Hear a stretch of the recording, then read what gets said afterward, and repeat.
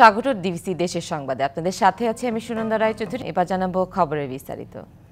পানির ন্যায্য হিস্যার দাবিতে তিস্তা পারে চলছে জাগোবাহে তিস্তা বাঁচাই কর্মসূচি। গতকাল দুপুর থেকে উত্তরাঞ্চলের ৫ জেলার ১১টি পয়েন্টে শুরু হয়েছে ২ দিনের কার্যক্রম। গতকাল এই কর্মসূচিতে যোগ দেন বিএনপির মহাসচিব মির্জা ফখরুল ইসলাম আলমগীর সহ কেন্দ্রীয় ও স্থানীয় নেতারা।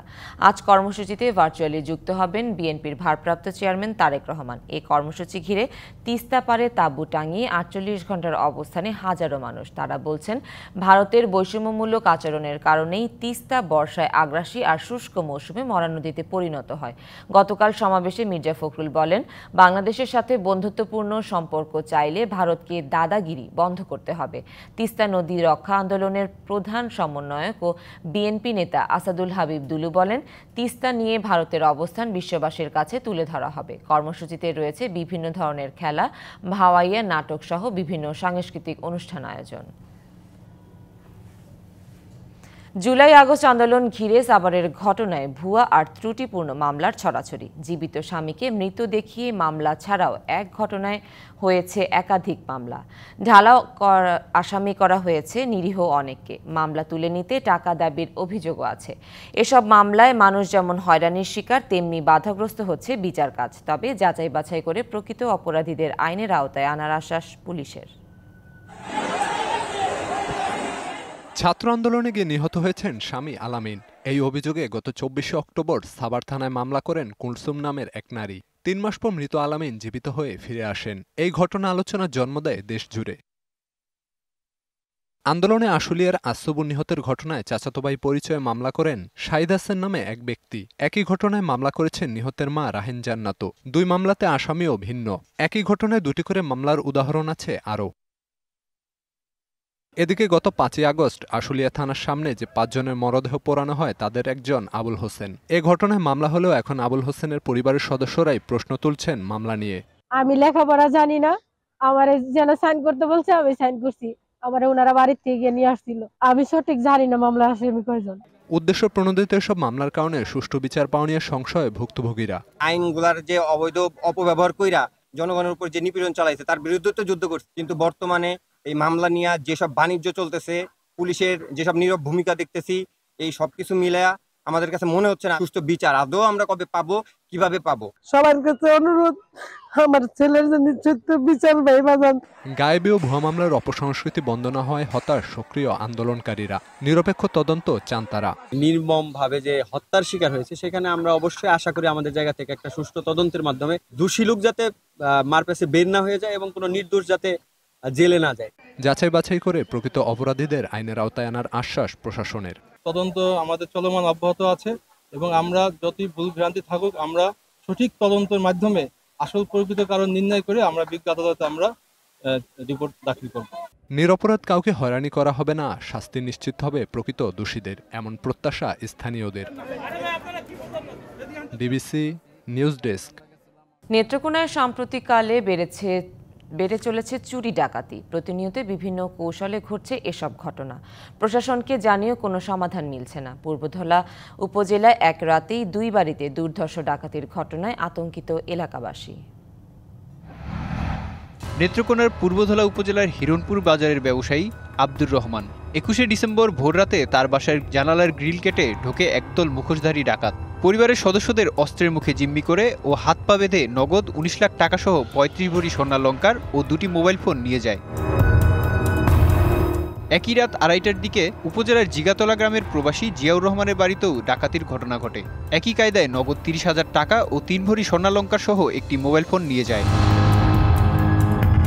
প্রায় 1 কিলোমিটার দূরত্বে সংঘটিত 2টি ডাকাতির ঘটনা স্থানীয় বাসিন্দাদের মধ্যে আতঙ্ক সৃষ্টি করেছে। এরপরই পুলিশের ঊর্ধ্বতন কর্মকর্তারা ঘটনাস্থল পরিদর্শন করেন। তবে মামলা হলেও এখনো কাউকে গ্রেপ্তার বা খোয়া যাওয়া মালামাল উদ্ধার করতে পারেনি পুলিশ। প্রথমে 2 জন ঢুকিয়া এই গ্রিলটা কাটছে, হেরা বানছে, মেয়েরাও বানছে। আমার মিলে আমি 10 লাখ টাকা নিয়ে এসে রাত্রে এটি সব নিছে। 1% নিরাপত্তা নাই, কারণ যেভাবে চুরি হইতেছে খালি আমার দোকানে না, আশেপাশে আরো অন্য দোকানদাররা ওইরকম চুরি হইতেছে। স্থানীয়দের অভিযোগ, শহরের বিভিন্ন দোকান ও বাসাবাড়িতে প্রতিনিয়তই ঘটছে এমন ঘটনা। তবে এ বিষয়ে কোনো কার্যকরী পদক্ষেপ নিচ্ছে না পুলিশ। বারবার থানাতে যাওয়ার পরেও তারা অগ্রগতি দেখায় না। আমি সিসি ক্যামেরা ফুটেজ দেখানোর পরেও তারা একবার আসছিল, পরে কোনো তারা পদক্ষেপ নেয় না। প্রতিদিন রাত্রে কোন না কোনো বাড়িতে আসতেছে, কিন্তু ওদেরকে ধরা যাচ্ছে না। প্রশাসন যদি আগায় না আসে, আমরা কিছু করতে পারবো না। আমরা খুবই আতঙ্কে আছি। এদিকে পরিস্থিতি উন্নয়নে কাজ করছে বলে দাবি করে পুলিশ। চুরি বা ডাকাতির সাথে যারা সংশ্লিষ্ট আছে প্রত্যেককে আমরা দ্রুত সময়ের ভিতরে আমরা হাতে নিয়ে আসবো, তাদেরকে অ্যারেস্ট করবো এবং ভবিষ্যতেও যেন নেত্রকোনা জেলায় এরকম ঘটনা ভবিষ্যতে না ঘটে সে বিষয়ে আমরা ব্যবস্থা নিচ্ছি। সংঘবদ্ধ চোর চক্রকে চিহ্নিত করে আইনের আওতায় এনে জনমনে স্বস্তি ফেরাতে পুলিশ সচেষ্ট হবে, এমনটাই প্রত্যাশা জনগণের। DBC news desk. এদিকে হঠাৎ করেই পটুয়াখালীতে বেড়েছে চোরের উৎপাত। 22 দিনে চোরের দল হানা দেয় 18টি মসজিদে। দানবক্সের টাকা পয়সা সহ নিয়ে যায় মূল্যবান বিভিন্ন জিনিসপত্র। গণহারে চুরির এই ঘটনায় খতিব, মুয়াজ্জিন, মুসল্লি ও সর্বসাধারণের মাঝে দেখা দিয়েছে আতঙ্ক। তবে দ্রুতই পরিস্থিতি স্বাভাবিক হবে বলে জানিয়েছে পুলিশ। হঠাৎই পটুয়াখালীর বিভিন্ন মসজিদে ঘটছে চুরির ঘটনা, বেড়েছে চোরের উৎপাত। রাতের যে কোনো সময়ে তালা ভেঙে মসজিদে প্রবেশ করে চোর। দানবাক্স ভেঙে নিয়ে যায় টাকা পয়সা সহ মূল্যবান জিনিসপত্র। রাতে পুলিশের টহল বন্ধ থাকায় চুরির ঘটনা ঘটছে বলে মনে করছেন স্থানীয়রা। এমন ঘটনায় আতঙ্কিত ভুক্তভোগীরা। হোস্টেল সুপারের রুম থেকে সেটা গ্রিল ভেঙে ওখান থেকে একটা 26,000 টাকা দামের একটা সাউন্ড নিয়ে গেছে, একটা ফ্যান খুলে নিয়ে গেছে। বিগত 2-4 বছরে আমাদের মসজিদে এভাবে হয়নি, এখন হয়েছে এবং আমরা এর বিচার চাই বা এর চোরের সঠিক তদন্ত চাই। প্রায় 6-7টা মসজিদে চুরি হয়েছে, কিন্তু আমরা পুলিশদের কাছে অনেক কিছু বলছি, আমাদের সিসিটিভি ফুটেজ দেখাইছি, দেখানোর পরও তাদের কোনো অ্যাকশন দেখতে পাচ্ছি না। চুরি বন্ধে পুলিশি টহল জোরদার ও মসজিদে সিসিটিভি ক্যামেরা স্থাপনে জোর দিচ্ছে প্রশাসন। আইন শৃঙ্খলা পরিস্থিতি নিয়ন্ত্রণ করার জন্য আমাদের অধিকতর টহল আরো জোরদার করা হবে। যারা কমিটি আছে তাদেরকে আমরা অনুরোধ করব দান বাক্সগুলো যেন মসজিদের ভিতরে রাখা হয়। যারা এলাকাবাসী এবং মসজিদ প্লাস দোকানপাট রয়েছে, সিসিটিভি ক্যামেরা যাতে অ্যাক্টিভ করা হয়। সিসিটিভি ক্যামেরা থাকলে চোররা সাধারণত ওই এলাকায় যায় না। দ্রুত সময়ে এলাকায় চোরের উৎপাত বন্ধে প্রশাসন ব্যবস্থা নেবে, এমন প্রত্যাশা স্থানীয়দের।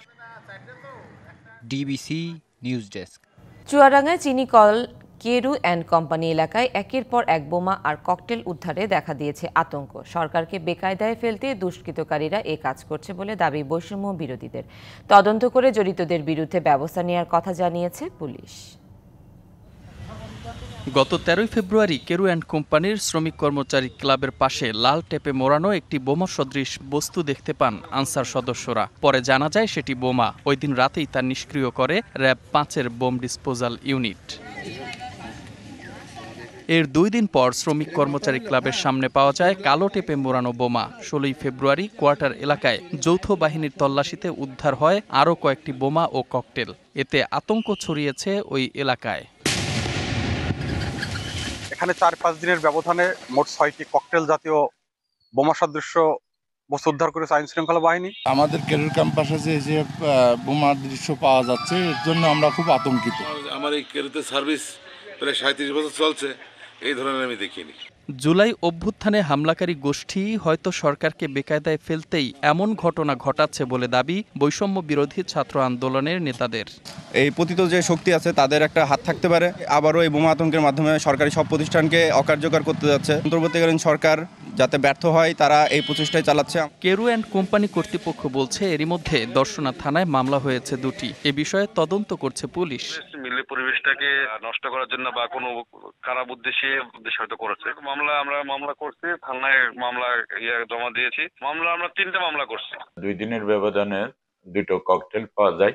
এ বিষয়ে রুজুকৃত মামলা 2টিতে আমরা তদন্তের সাপেক্ষে যারা জড়িত আছে তাদের বিরুদ্ধে কঠোর ব্যবস্থা গ্রহণ করা হবে। এসব ঘটনার সাথে জড়িতদের দ্রুত আইনের আওতায় আনার দাবি কেরুর শ্রমিক ও এলাকাবাসীর। DBC news desk. চট্টগ্রামের কর্ণফুলী নদীর নাব্য ফেরাতে চলমান ড্রেজিং প্রকল্প শেষ হতে চলছে চলতি বছরের জুনে। এর মাধ্যমে কর্ণফুলীর প্লাস্টিক বর্জ্য অপসারণের পাশাপাশি নগরের জলাবদ্ধতা কমার আশা করা হচ্ছে। ড্রেজিংয়ের ফলে নদীর মোহনায় লাইটারেস জাহাজের জট কমায় পণ্য পরিবহনেও এসেছে গতি। তবে নগর থেকে প্রতিদিন আসা হাজার হাজার টন প্লাস্টিক বর্জ্য অপসারণ আর নদীর পাড়ের অবৈধ স্থাপনার কারণে কিছুটা চ্যালেঞ্জের মুখেও পড়তে হচ্ছে সংশ্লিষ্টদের। দেশের বাণিজ্যিক রাজধানী খ্যাত চট্টগ্রামের লাইফলাইন কর্ণফুলী নদী, কিন্তু দখল আর দূষণে টালমাটাল অবস্থা এই নদীর। 70 লাখ বাসিন্দার এই শহরের 37টি খাল ও নালা দিয়ে প্রতিদিন 2000 টনের বেশি বর্জ্য পড়ছে কর্ণফুলীতে, যা নগরীতে জলাবদ্ধতা সৃষ্টির অন্যতম কারণ। হুমকিতে ফেলছে নদীর জীববৈচিত্র্যকেও। জলাবদ্ধতা নিরসনে 3টি সেবা সংস্থা 1 দশকেরও বেশি সময় ধরে 4টি প্রকল্প বাস্তবায়ন করছে। এরপরও বর্ষা এলেই জলাবদ্ধতার দুর্ভোগে পড়তে হয় নগরবাসীকে।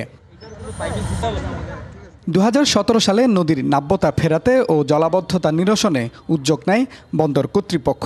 295 কোটি টাকা ব্যয়ে ক্যাপিটাল ড্রেজিং নামের এই প্রকল্প বাস্তবায়ন করছে নৌবাহিনী।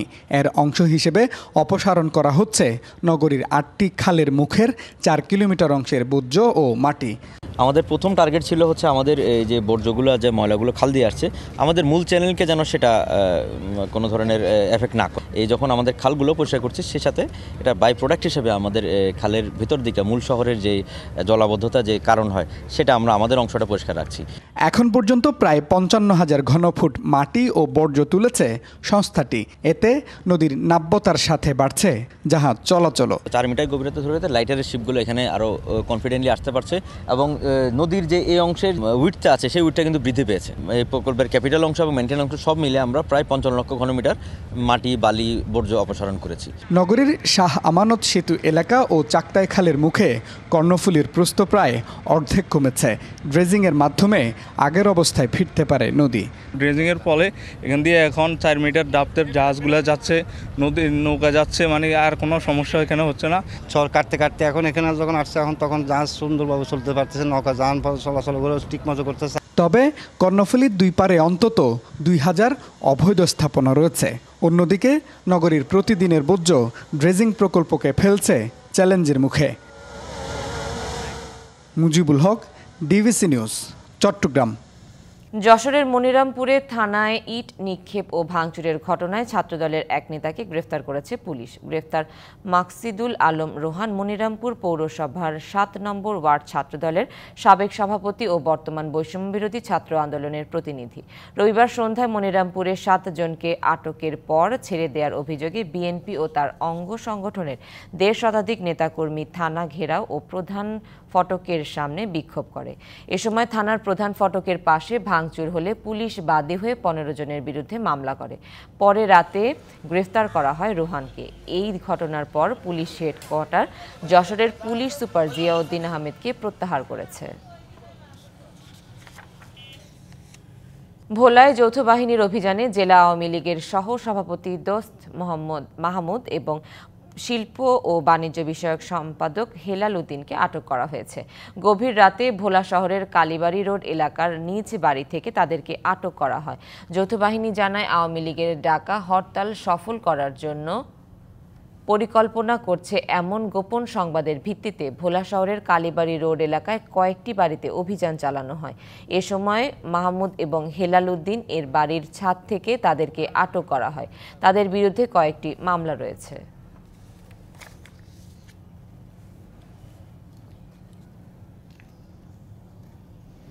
দেশের সংবাদ এই ছিল এখনকার মতো। ডিবিসি নিউজের সংবাদগুলো পড়তে ভিজিট করুন dbcnews.tv আর ভিজিট করুন ডিবিসি নিউজের ফেসবুক পেজ এবং ইউটিউব চ্যানেল। সাথেই থাকুন।